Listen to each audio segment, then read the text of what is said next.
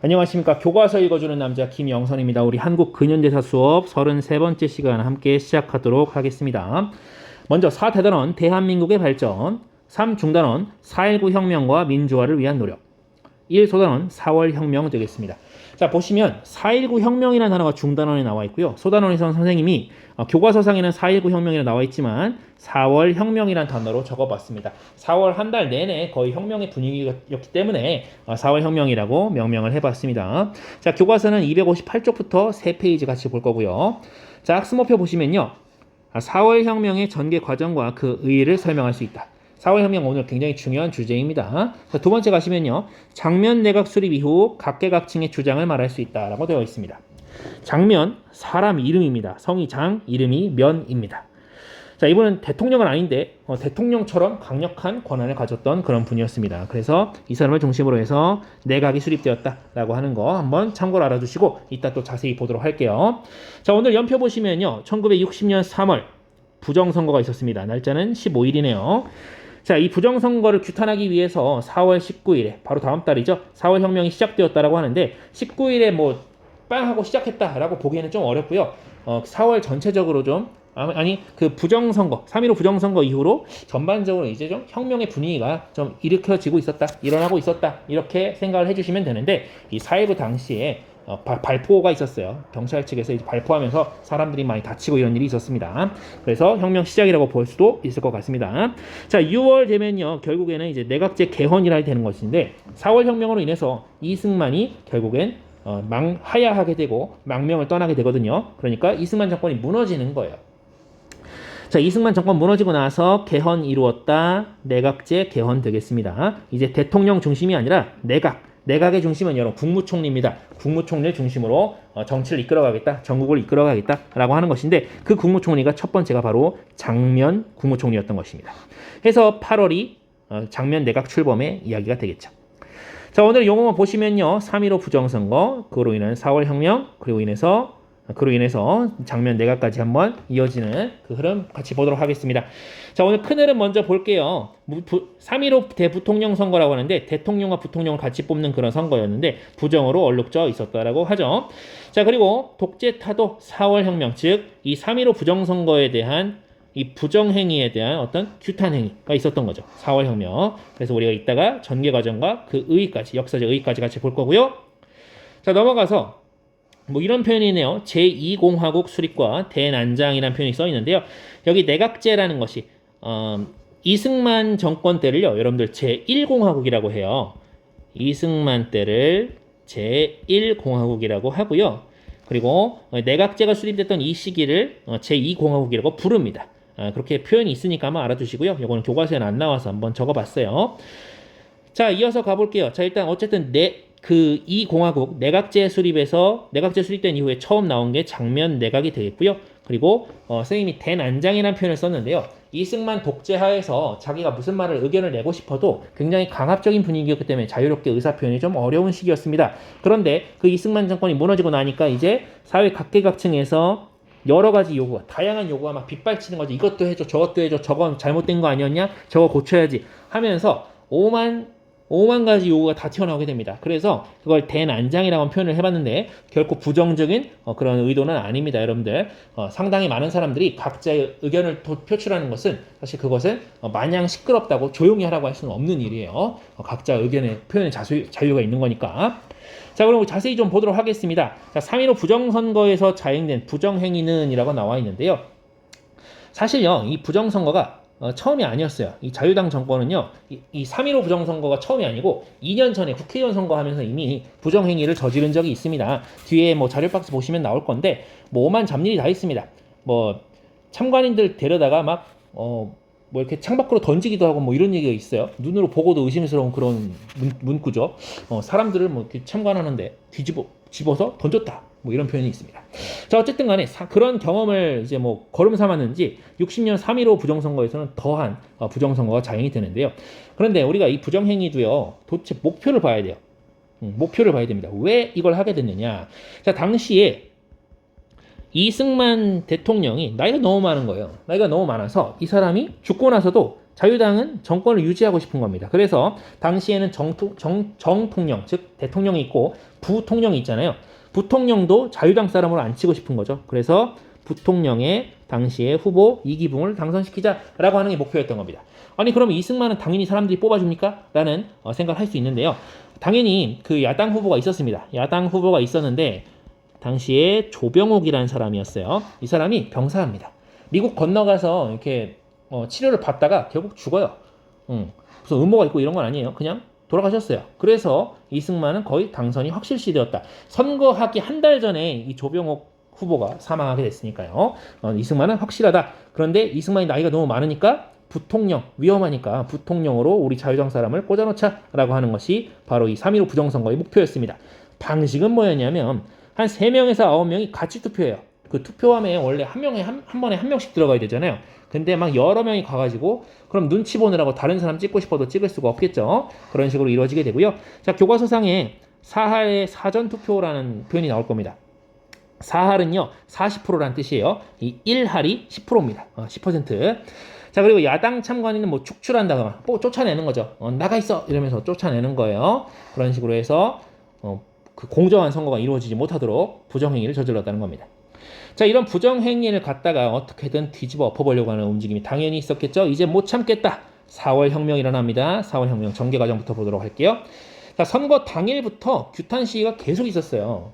그리고 계속 이어져 옵니다. 그러다가 4월 11일 마산 앞바다에서요.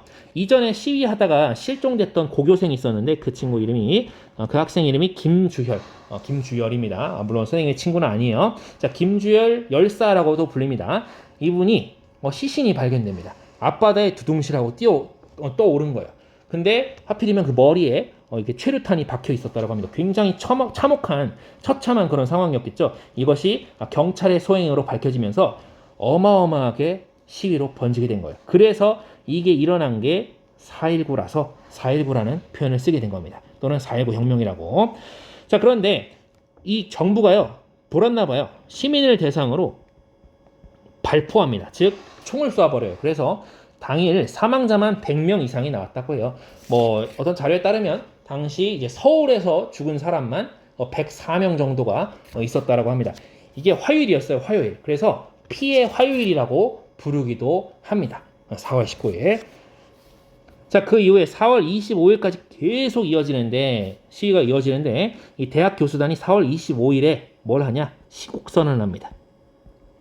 시국이라는 것은 나라가 지금 위기에 빠졌다. 우리 지식인들이 함께 모여서 이 상황에 대해서, 이 나라의 긴급 상황에 대해서 이렇게 선언한다라고 하는데 그 내용이 이승만 너 내려와. 너 나가라는 의미였습니다. 그래서 바로 다음 날 오후 1시였는데 결국 이승만 대통령이 하야하게 됩니다. 하야 즉 자리에서 내려오게 됐고요. 그리고 바로 미국으로 망명을 떠나게 됩니다. 튀튀 도망간 거죠. 자, 그러면 이 4월 혁명의 역사적 의의는 뭐냐? 이게 왜 중요하냐? 여기서 보시면 여러분들 그쵸? 학생이 주도하고요. 시민이 참여했어요. 어디서 많이 본 그림이네요. 그쵸? 학생이 주도하고 시민이 참여했네. 여기서 많이 본 그림이에요. 우리 역사 속에도 있었어요. 한번 찾아보세요. 자, 그래서 이 방식으로 부패한 독재 정권을 무너뜨린 민주혁명이었다. 그리고 그쵸? 한국의 민주주의가 발전하는 어떤 새로운 계기가 되었고요. 그리고 그럼 선거 어떻게 됐나요? 당연히 이 4월 혁명으로 인해서 3.15 부정선거가 무효화됐죠. 이거 다 무효화됩니다. 자, 보시면 여기 시국선언문도 나와 있어요. 우리 역사에서 좀 가져왔는데 일부만 가져왔어요. 한번 읽어보시기를 바라겠고요. 구호만 볼까요? 이 대통령은 즉시 물러가라. 여기는 이승만 대통령이죠. 부정선거, 3.15 부정선거 다시 해라. 살인기 처단하라. 뭐 이런 내용들이 나와 있습니다. 그리고 이거 4월 혁명을 참고할 수 있는 영상인데요. 그 EBS에서 만든 영상입니다. 한번 개별적으로 시청해 보시기를 바라겠습니다. 자, 이제 제2공화국이 등장해야 되는데요. 우리 4번 문제 한번 가보도록 하겠습니다. 자, 4월 혁명 이후 국회가 통과시킨 3차 개헌안의 내용은 3차 개헌 내용을 보실게요. 자, 일단 핵심적인 내용, 즉 골자는요. 내각 책임제입니다. 즉 대통령제가 아니라 내각 책임제입니다. 이 내각에서 전국을 이끌어가겠다고 하는 거예요. 그리고 특이한 게 있어요. 의회, 즉 국회가 있는데 양원제 의회를 택하게 됩니다. 양원제 국회라고 해도 되고 뭐 의회로 해도 될 것 같아요. 어쨌든 간에 자, 이런 내용이 골자로 있고요. 또 그 외에 중요한 것들이 뭐였냐? 자, 언론 출판 집회결사의 사전 허가제. 미리 허락을 받아야 뭘 할 수가 있다는 겁니다. 우리가 모여서 뭐 얘기하는 것도 사전 허가를 받아야 돼. 근데 허가를 안 해주면 불법이 되는 거죠. 그런 식으로 되니까. 또 그리고 언론에 대한 검열 제도도 폐지했다. 이런 게 여전히 있었다는 것도 참 특이해요. 자, 이러면서 국민 기본권을 좀 보장하고 신장하려는 그런 움직임이 있었다라는 것이고요. 여기 좀 특이한 게 있는데 양원제가 좀 특이할 거예요. 지금 없는 시스템이라서 지금 우리나라에 실시하고 있는 시스템이 아니에요. 자, 양원제라는 게 뭐냐면 여러분들 일단 이거는 이렇게 알아두시면 돼요. 민의원과 참의원이 있는데 그 국회에서 그 원을 두 개 드는 거예요. 원이라는 것은 이제 민의원 그리고 참의원 이렇게 뭔가 하나 A라는 법안을 통과시키려면요 먼저 하원에서 통과를 시키고 그 다음에 상원에서도 통과가 돼야 그 다음에 비로소 법안이 효력을 발휘한다는 겁니다. 그러니까 2단계로 나눈 거죠. 법안 처리 방식을. 이게 우리나라 현재까지는 유일한 양원제 체제였습니다. 자, 아무튼 이런 식으로 내각 책임제가 되고 양원제 국회 혹은 양원제 의회 방식을 채택한 그 헌법상으로 운영되는 그런 국가, 그게 바로 제2공화국이라는 표현입니다. 한번 체크해 주세요. 알아두시면 좋을 것 같아요. 자, 5번 가겠습니다. 장면 내각이 실시한 정책은, 그래서 장면 내각이 나오는데 요 밑에부터 좀 볼게요. 요 Q하고 나오는 장면 내각이 뭐지? 라고 물어보니까 여러분들 대통령에는요 윤보선이라는 사람 한번 체크해 주세요. 윤보선이 당선이 됐어요. 근데 이 국회에서 뽑은 겁니다. 자, 그리고 국무총리 국회 추천하고 뭐 대통령이 지명하고 했던 거죠. 국무총리 장면이 이제 뽑히게 됐어요. 근데 이거는 내각제예요. 그래서 내각제니까 대통령인 윤보선 중심으로 윤보선 정부라고 부르지 않습니다. 뭐라고 하냐? 장면 내각이라고 불렀던 겁니다. 자, 그런데 이 윤보선을 뽑았던 세력과 장면이 뽑히게 된 그 세력이 좀 세력이 달랐어요. 똑같이 민주당입니다. 근데 신파와 구파로 나뉘게 되거든요. 그래서 둘이 좀 사이가 좀 애매했던 거죠. 좀 좀 껄쩍지근한 그런 관계였던 겁니다. 아무튼 그런 내부 분열 문제가 좀 있었다는 점 함께 기억을 해주시고요.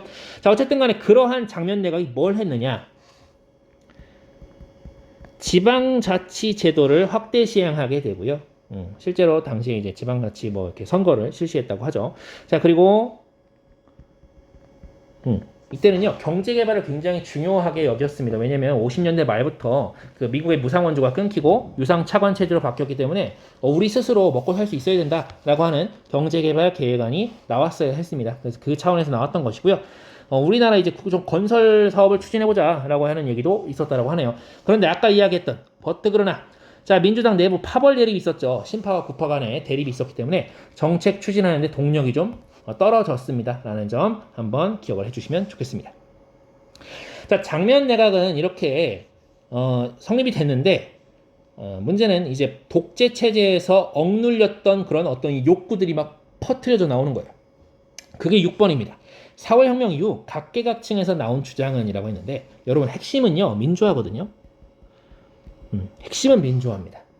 그래서 그 사례들을 보면요 교사나 뭐 노동자, 교사, 선생님, 학교 선생님들입니다. 이분들이 이제 노동조합이라는 것을 조직하게 되고요. 학생들은 또 뭘 요구하냐? 학원 민주화를 요구하게 됩니다. 근데 여러분들 여기서 말하는 학원은요, 여러분들이 그 학교 말고 그 뭐 사교육 받는 그 학원이 아니에요. 그 교육을 받는 어떤 장소 자체를 학원이라고 불렀던 겁니다. 즉 학교 문화나 뭐 학교의 민주화 이런 것들을 얘기하는 것도 학원 민주화라고 부르던 거예요. 그렇게 한번 이해해 주시고요. 자, 또 가볼게요. 한국전쟁 당시에 민간인 학살 문제가 굉장히 심각했는데요. 몇 번 말했죠. 그쵸? 지난번 한국전쟁 얘기할 때. 그래서 이거는 253쪽 아마 밑에 보시면 관련 자료 있을 겁니다. 한번 체크해 보시고요. 자, 그리고 굉장히 진보적인 혁신 세력과 대학생들을 중심으로 해서요. 통일운동이 일어났습니다. 즉 민간 차원에서 통일운동이 막 이루어지는 거죠. 근데 이것 때문에 정부랑 좀 다투게 되는 일이 생깁니다. 자, 그게 바로 7번에 나오는데요. 장면 내각이 보인 한계점입니다. 자, 보시면요. 3.15 부정선거. 그래, 부정선거 했잖아. 그런데 그러면 책임자들이 있을 거 아닙니까? 이거 책임을 져야 되는 사람들. 그리고 이승만 정권, 자유당 정권 하에서 부정한 방법으로 축제, 즉 이거 축제할 때 페스티벌 축제 아니에요. 이 재물 제자죠. 이거 아입니다. 그 돈을 쌓은 거예요. 부정한 방법으로. 이런 사람들을 처벌하는데 굉장히 미적지근하게 미온적으로 움직입니다. 그리고 심지어 굉장히 이 역사의 아이러니인데요. 이 민주화 시위나 사회운동을요, 이 장면 내각에서 오히려 탄압합니다. 탄압하고요. 그리고 아까 이야기했던 그 민간 차원의 통일운동, 이거 있죠? 여기 있는 거.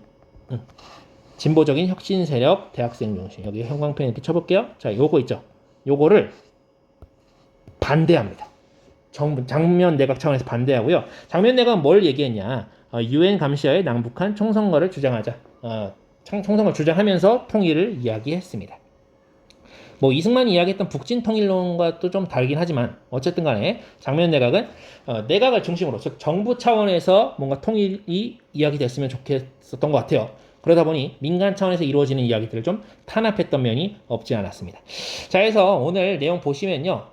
3.15 부정선거로 인해서 그 시민들의 국민의 분노가 4월 혁명으로 풀어나왔고 그 4월 혁명에 따라서 수립된 것이 바로 제2공화국, 즉 내각제 장면 내각이었고 그 장면 내각 하에서는 굉장히 많은 사회 각계각층의 그런 요구들이 쏟아져 나왔다라는 것입니다. 이 다음 내용은요, 이 쏟아져 나오는 이 요구 사항을 그냥 막 일시에 틀어막은 그런 사람이 나오게 됩니다. 좀 역사에서 슬픈 이야기가 나오게 되는데 어쨌든 간에 오늘 4월 혁명 얘기 여기까지 한번 해보도록 하겠고요. 오늘 수업 여기까지 해서 마치도록 하겠습니다. 대단히 고생 많으셨습니다.